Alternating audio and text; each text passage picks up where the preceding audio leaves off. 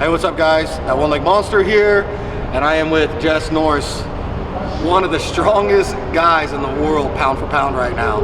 And my boy Nick, one of the most inspirational people in the world. And if you guys don't know him, you gotta follow him. His Instagram's right there, Jesse's Instagram's right there. And like I said, these are two amazing guys. And what we're doing is we did a little Q&A up on our Instagrams and social media, and we're gonna answer all the questions that you guys asked us.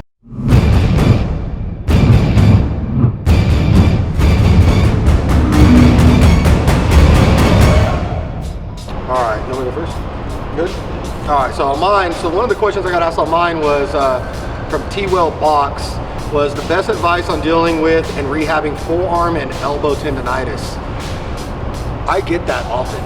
I mean, like, I get tendonitis, and I get it from when I squat, I feel like. And because you're so tight and you're torqued, that honestly, like, when I get ready to go back and then the next day I bench, I mean, my elbows are on fire. Yeah. And the one thing that for me that I notice what helps me is I've been starting to get my arm rolled out, my forearms rolled out.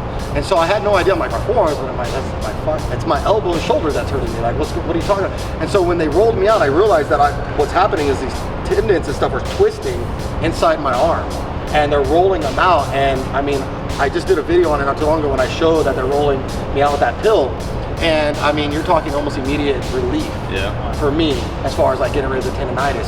And then obviously going into like a deload week helps a lot. Yeah. You know, so that's for me. I mean, like, what helps you out? I mean, for me, I'm kind of the same way as far as squats go. After a heavy squat day or something like that, my elbows are pretty much on fire, as Casey mentioned. As far as what I do a lot of stretching. I'll take a ball.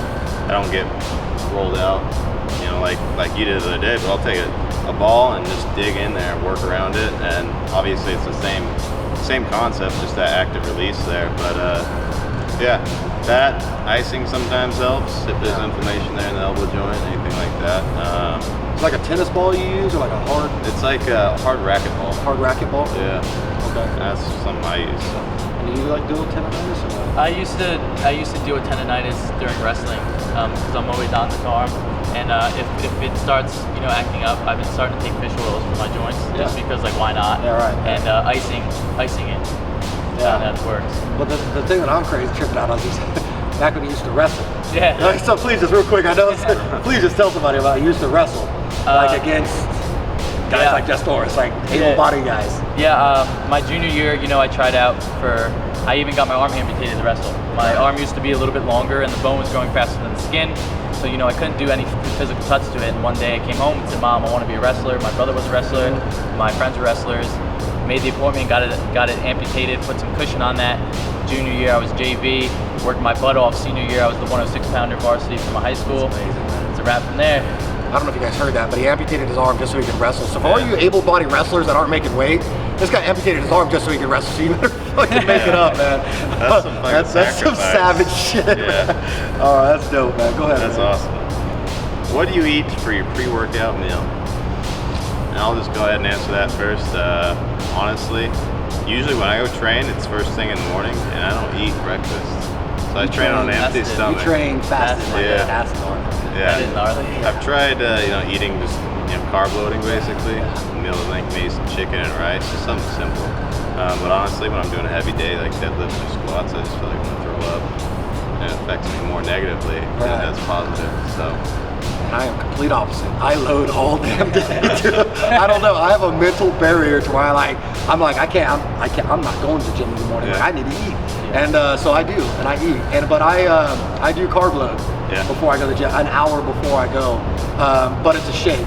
I do 50 grams of like a protein, and then I do 1 whole cup of like raw oats, and then usually like a teaspoon of like peanut butter just to add a little flavor, and then I blend it, I slam it, and then by the time I am going and everything, and then it's kicking in. Because complex carbs take a little bit longer to break down, but I think because I blend it up the way I blend it, it's smoother, a little lighter. It's lighter, and then I love having like some Carbolin or something before like on the way there, instead of like drinking a pre-workout.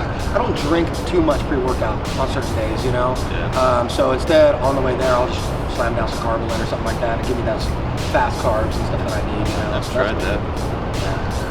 Me, I'm very old school.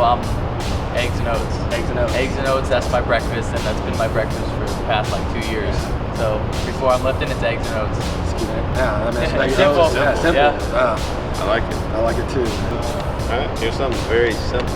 Why in the fuck are you so strong? That's got to be directed towards you, man. I think that's directed towards me. I want to know this, so I'm ready for this. You ready for this answer? There's a lot that goes into it. I think I was, gifted and blessed with some decent genetics, but it's the work ethic, the consistency, and the dedication that I've placed onto that over the last 10 years. When I started lifting when I was 12 years old. And you're how old now? 23. Yeah. So a while. So I've been doing this for a long time, and it's that dedication. At first maybe it was 3 times a week, but after the first 2 years I was in the gym every day doing squats, bench, deadlift. It's all powerlifting related, and just over time pushing myself. And one thing I can say I did differently than most other people is I never knew, even growing up in powerlifting, I never knew who Ed Cohn was. I feel naive saying that, but I never looked up to these guys. I was just always doing my thing. Your thing. Yeah. I mean, what's funny is honestly, Ed Cohn would probably respect the shit out of that, honestly. I've been around him. I mean, that's what he likes that. Me and him talked about evolution type of thing. There's so many by the book type stuff. And it's he's like, dude, maybe you're gonna bring something new. So I mean, that could be. I mean, I don't know if you know this because you're you, but people that's what people reference you to is the next Ed Cohn. Because I mean, if you think about where you're at his age, your age, compared to what he did at his age. I mean, you're there, man. It's pretty impressive, Yeah, I'm just not planning on moving weight class. You're not gonna go take down his 220 shit. We'll see. I figured, I'm gonna see what I can do at 198. Right. See what I got left in me, and then maybe.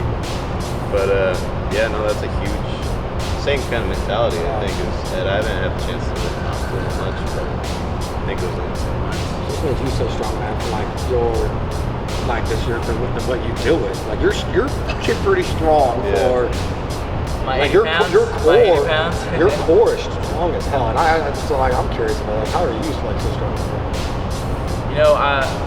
I just know that nothing worth it is going to be handed to me, and it's all hard work, and I know that, and I know the time I have to put into it, and I know the dedication I have to put into it, and it's just how much you really want it. And I just feel like this is something that I love to do, and why not go 110% every time I'm lifting, pushing myself and pushing past barriers that I never thought I could break. So I mean, it's a lot of mental, it's a lot of mental. I don't know, I just always push myself mentally and physically. That's it. I think that's something a lot of people lack, the mental aspect, I mean, myself personally, I really push that mental game because I have to wake up and get especially you too, I wake up, I'm hurting. It takes me minutes. I have to be arthritis in my whole body because I just beat up, And it's mentally I have to wake up and all right, put my leg on. It's painful when I put my leg on. It's painful to walk, and then just go, and then you get in the gym and man, it hurts, I mean, even for able-bodied guys, it hurts. You have those days you're just aching, and just that mental game is huge. And I always tell people your mind, your body is going to shut down before your mind, man. But if you keep that mind going, you're just going to keep going, man. And that's the key. I learned that in the military and mental, just be mental, tough, and so that's what I always try. And that's the same with me as far as strength or whatever. I'm not the strongest guy, but for my situation and stuff, I'm one of the strongest athletes in the country. I can tell you that, And so for me, it's a lot of mental.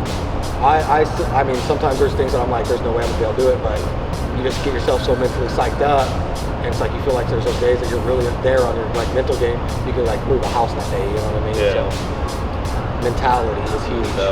I really think that's huge, and dedication as far as strength, and consistency. So it's your mentality, dedication, and consistency are the 3 top things I think that is what builds. I agree. Strength. Putting that work in. Man.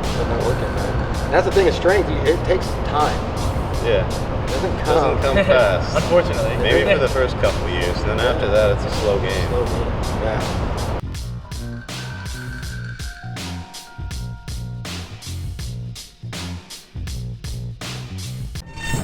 Thanks for watching, guys. Please like, comment, and subscribe if you want more videos like this.